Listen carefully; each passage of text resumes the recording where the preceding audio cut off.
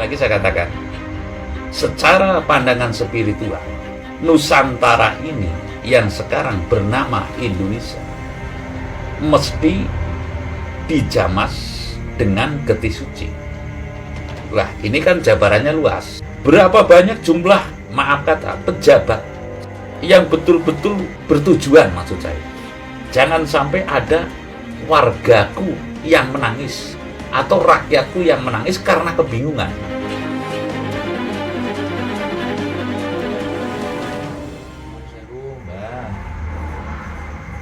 Ini saya ingin panjenengan mengulas tentang ketentraman Nusantara yang intinya di latar belakangi menurut saya begini, Mbak. Saya yakin setiap orang itu mendambakan ketentraman baik secara lahir maupun batin. Untuk zaman sekarang banyak orang mengatakan kondisi sudah tentram gitu kan. Tapi kita tidak bisa memungkiri juga bahwasanya banyak orang yang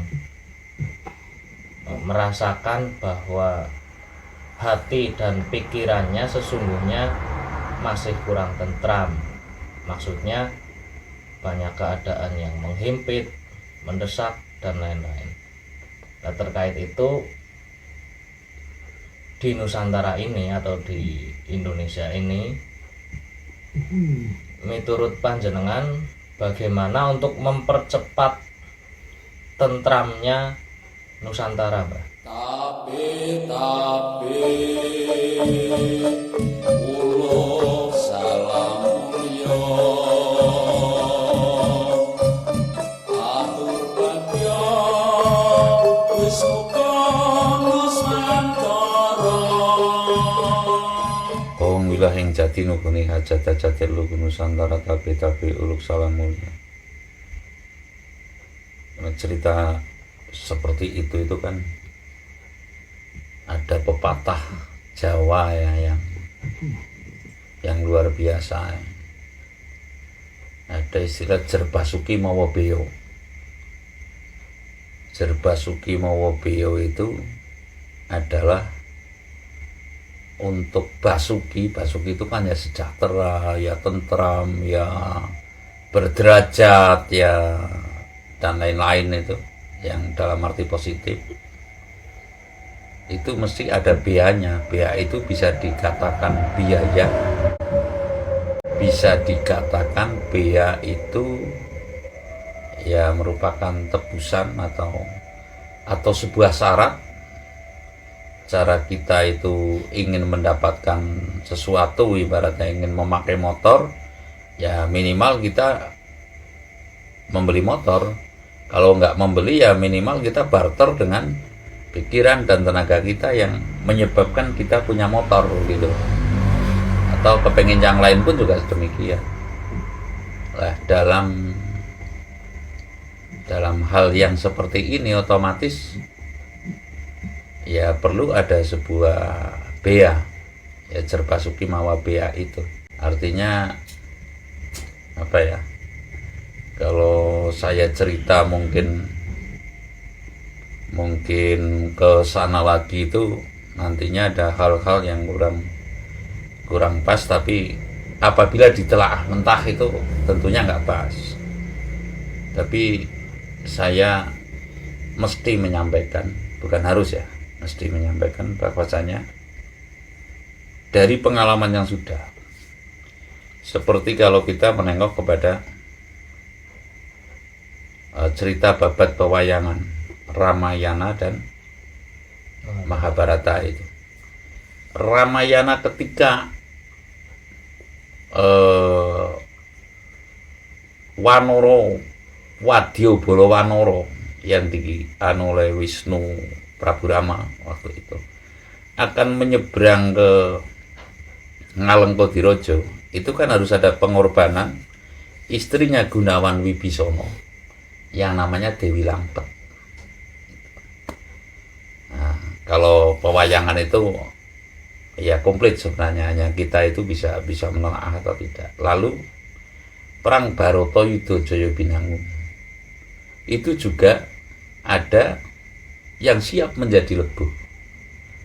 Yaitu ada Sarpo, ada Narko ketika Werkudara akan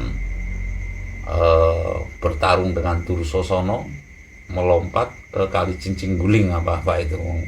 Saya udah lupa dengan pakam-pakam itulah, tapi ya kalau diingatkan kembali masih itu. Lalu pula kita belajar dari NKRI. NKRI bisa merdeka itu, bisa berdiri itu, kira-kira pertumpahan darah ada nggak? Ada, Mbak. Ada ya. Lalu terjadi ibaratnya sebuah cobaan. DITII Kartosuwiryo itu kan pejuang juga. Kartosuwiryo itu pendiri bangsa loh. Lalu ketika Bung Karno harus mengetuk palu, itu hukuman tapol apa ya? Tapol, tahanan politik maksudnya. Kan itu harus persetujuan dengan presiden secara aturan. Lah padahal Kartosuwiryo itu satu perguruan dengan Bung Karno ketika di Hos Cokroaminoto apa itu dalam literasinya. Lalu ketika di perjalanan itu selisih paham, lalu mendirikan DITII kalau nggak keliru, dan harus dihukum mati. Kan? Eksekusinya itu kan Bung Karno sampai menangis. Kenapa saudaraku, saya harus memvonis saudaraku gitu loh.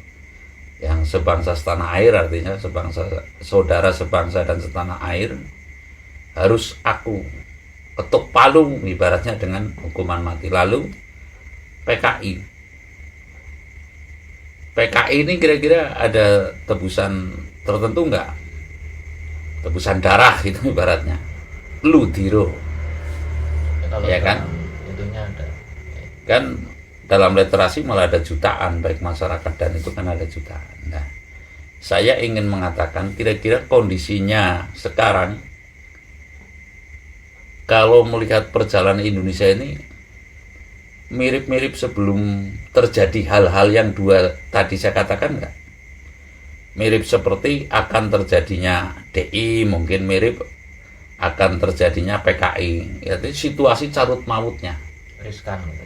Iya, riskan, artinya riskan. Mepet-mepet, seolah-olah seakan-akan gitu loh. Saya tidak akan mengatakan bahwasanya ini akan ini akan terjadi gerakan-gerakan itu. Saya bukan orang politik ya. Saya bukan orang politik, tidak pas kalau saya berbicara demikian. Tapi saya secara nilai spiritual itu tadi sebagai gambaran loh ya.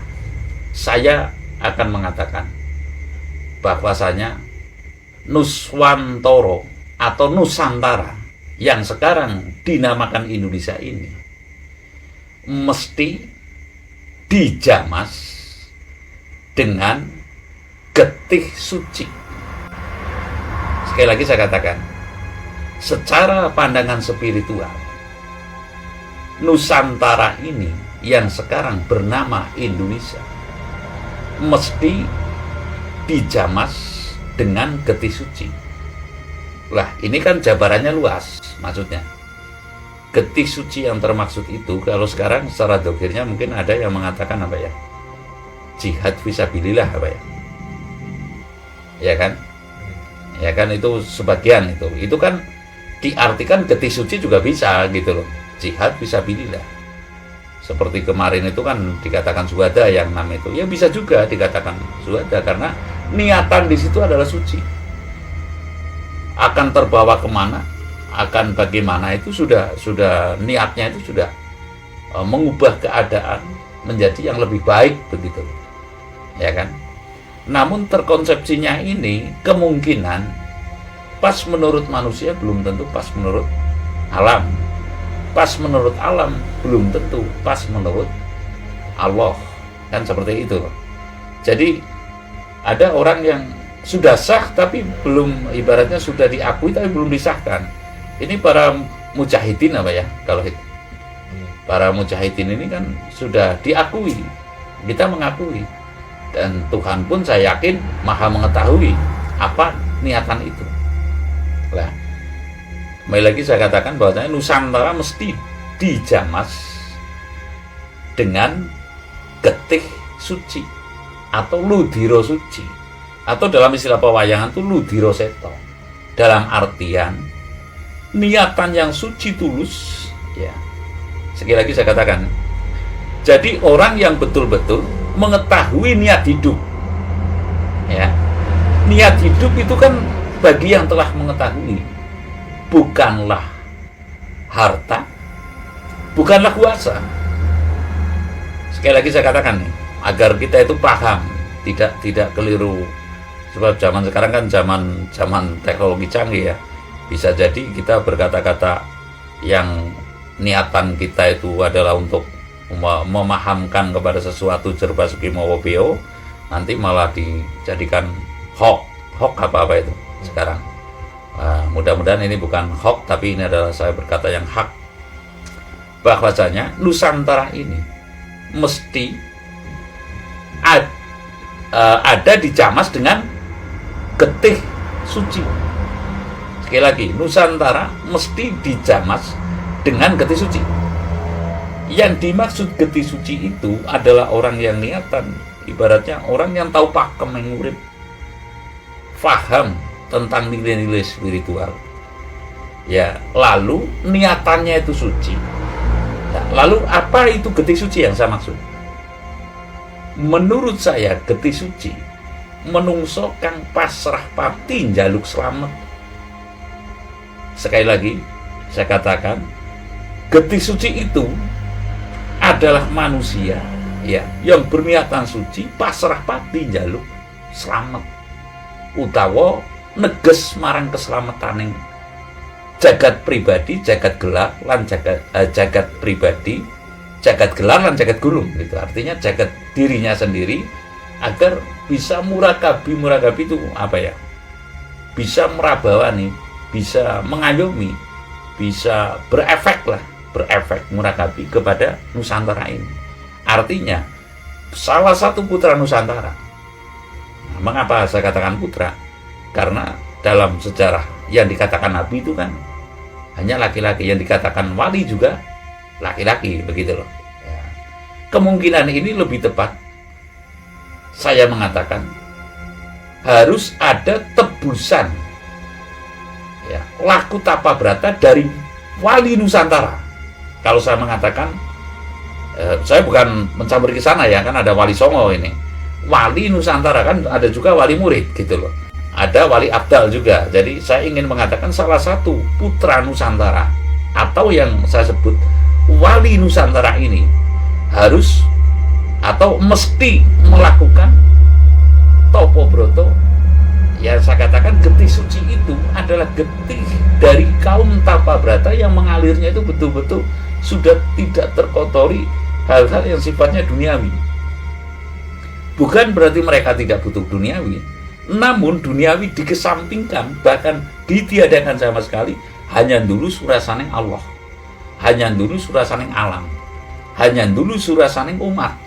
Nah, ini kan kepentingan umat. Jadi wali Nusantara ini adalah salah seorang yang betul-betul memikirkan umat, tidak cuma manusia yang namanya umat. Menurut saya ada tumbuhan, ada binatang, berbagai biota di situ agar selamat. Maka pasrah pati neges marang keselamatan bumi Nusantara ini, termasuk kepada ya, kalau paham kaum sufi ya, paham kaum yang sudah ahli meditasi, paham kaum yang sudah suluk, paham kaum yang sudah tahu, bukan toa ini. Kalau toa kan untuk halo-halo itu. Tahu kalau cara istilah Cina itu. Jadi bahwasanya urip sing mung ngudi tuwuh kepada dirinya sendiri. Maksud saya begini, menungso sing mung mikir diri pribadi. Wah, aku kepenak kok, ngapa mikir kayak gitu? Ini belum dinilai hidup. Saya pernah mengatakan dalam sebuah konten dulu itu bahwasanya wong urip durung dianggap urip nang sing gawe urip nek durung migunani tumrap sepepadaning urip. Artinya orang hidup belum dianggap hidup oleh yang membuat hidup apabila belum bermanfaat kepada sesama hidup. Lah, yang saya maksud mencari enaknya sendiri. Sekarang kan rata-rata mencari nyaman sendiri nih. Ya, tidaklah itu pejabatnya, tidaklah itu masyarakatnya, gitu loh. Mencari nyaman sendiri. Lah, yang penting kita nyaman. Ini percuma hidup, maksud saya. Karena saya berpedoman, wong urip durung dianggep urip nang sing gawe urip, lamun durung migunani tumrap sapa padane urip. Ini artinya yang saya maksud tebusan atau ibaratnya ruatan Nusantara mesti diruat dengan getih suci ini adalah salah satu putra Nusantara yang bertapa berata sehingga getihnya itu suci, lalu doanya terkabul. Sebab tidak ada yang mungkin bisa melawan doa. Doa yang terkabul maksud saya loh ya. Kalau sekarang banyak yang saya temui, wah saya sedih sekali memikirkan Nusantara sampai begini-begini, sampai wah saya sudah tidak memikirkan diri saya pribadi, banyak sekali. Tapi ketika harus melakoni pasrah pati neges keselamatan Nusantara yang harus lilo legowo ninggal marang pepaing dunya, artinya tidak ibaratnya tidak urus dengan dirinya sendiri, betul-betul mau ibaratnya apa weteng kali ya weteng segoro usus kali ya, yang lalu laku topo broto weteng secimplukan gulu sedami aking, artinya betul-betul meneges kepada yang maha kuasa, sedakep sanuku tunggal mepeti bawan wiworonowo. Saya rasa ini belum ada, Mas. Kalau berkoar memiliki Nusantara, yang maaf ya, yang ada yang sebagainya NKRI harga mati dan sebagainya, tapi tidak mau melaksanakan panegesan atau penjelasan kepada yang maha kuasa ya, yang intinya dalam penjelasan itu adalah pasrah pati neges marang keselamatan bumi Nusantara. Nah, itu topik yang menarik panjenengan itu. Tadi panjenengan mengatakan kalau yang berkoar memikirkan Nusantara, kalau menurut versi saya gini, orang-orang yang katanya memikirkan rakyat dan lain-lain kan itu banyak sekali ya, sedangkan untuk pasrah pati jaluk urip itu kan sangat langka atau bahkan sangat sedikit atau mungkin hanya 1 banding berapa juta gitu ya. Begini Mas, sebuah peribadatan atau sebuah apapun, saya pernah mendapat kata-kata mutiara aja gitulah, nggak usah saya bisikan terus saya petunjuk nanti. Sekarang aja kan sensitif nih kata-kata. Ada yang katanya mimpi ketemu Rasul saja itu lalu dilaporkan, itu kan menurut saya cari-cari masalah itu.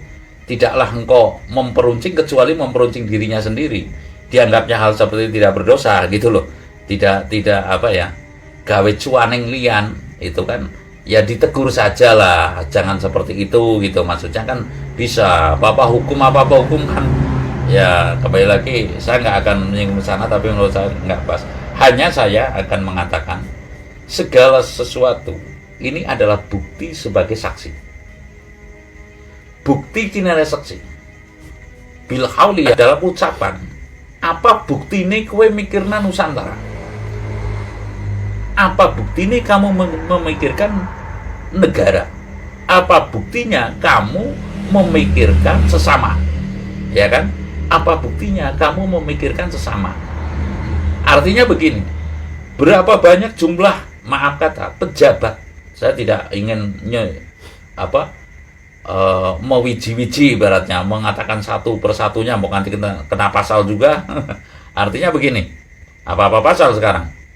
Nah, artinya begini, sekarang kira-kira ada para pejabat, taruhlah bupati ya, atau ya bupati atau lurah lah, ada nggak yang betul-betul menginginkan, bertujuan maksud saya, jangan sampai ada wargaku yang menangis atau rakyatku yang menangis karena kebingungan. Sebab menangis ini kan jangan sampai ada masyarakat yang menangis bisa jadi senang ya. Dalam arti ada enggak wargaku yang kebingungan ini loh. Ada enggak wargaku yang mengalami ketelantaran. Ini kan enggak boleh sebenarnya, bumi diinjak oleh manusia, mau diinjak-injak seperti apapun tetap masih membuahkan hasil untuknya. Untuk setiap manusia, Bumi hanya menghendaki satu. Jangan sampai ada ketelantaran sehingga engkau semua bisa menyebut nama Tuhan Sang Pencipta alam ini yang Maha Esa dengan lambarane bumi, artinya temumpang nang dhuwur bumi gitu loh, menginjak kakinya di bumi. Artinya ada nggak bupati yang merasa berdosa, lurah yang merasa berdosa, ada yang nggak yang bersemboyan? Jangan sampai ada rakyatku yang merasa kebingungan. Kebingungan ini bukan berarti tidak hanya kemiskinan, Mas. Gitu. Artinya setiap manusia itu mesti mendapat solusi. Ya, bukan hanya sekedar ekonomi, tapi kejelasan hidup. Solusinya itu kan kejelasan hidup. Kejelasan hidup artinya hidup itu untuk apa? Dalam karya lagu saya itu, saya yang Wisnu Nusantara itu, dudu bondo kuwasa niat gesang ing dunya. Lah ini loh, bukan harta dan kekuasaan, niat hidup di dunia ini, tapi apa? Niat mensejahterakan, saling mensejahterakan. Kalau saya mensejahterakan tapi saya tidak disejahterakan, inilah terjadi ketimpangan. Bisa dipahami ini ya. Jadi harus saling, take and give kalau istilah itunya. Apa? Jadi saling loh. Rakyat memikirkan pejabatnya, pejabat memikirkan rakyatnya. Memikirkan bukan hanya memikirkan, tapi tindakan nyatanya. Lah tindakan nyatanya ini apa? Kalau tindakan nyatanya kita berpedoman kepada masa lampau, jangan kita pernah bertanya apa yang diberikan oleh negara kepada kita, tapi apa yang kita berikan kepada negara. Mungkin Indonesia tidak akan, maaf kata, sekacau ini, Mas. Harus diakui, kekacauan Indonesia sekarang sudah, menurut saya, itu sudah mendekati jenjang kelima, kepada puncaknya kekacauan, baik dari segi ideologi, politik, sosial, budaya, pertahanan dan keamanan. Ini sudah taruhlah mendekati kepada puncaknya. Tinggal puncaknya ini akan kembali normal atau akan kembali tidak normal begitu. Artinya gerakan-gerakan ini kita memang harus sadar sepenuhnya. Kembali lagi kepada topik ini, Jerbasuki Mawobeo.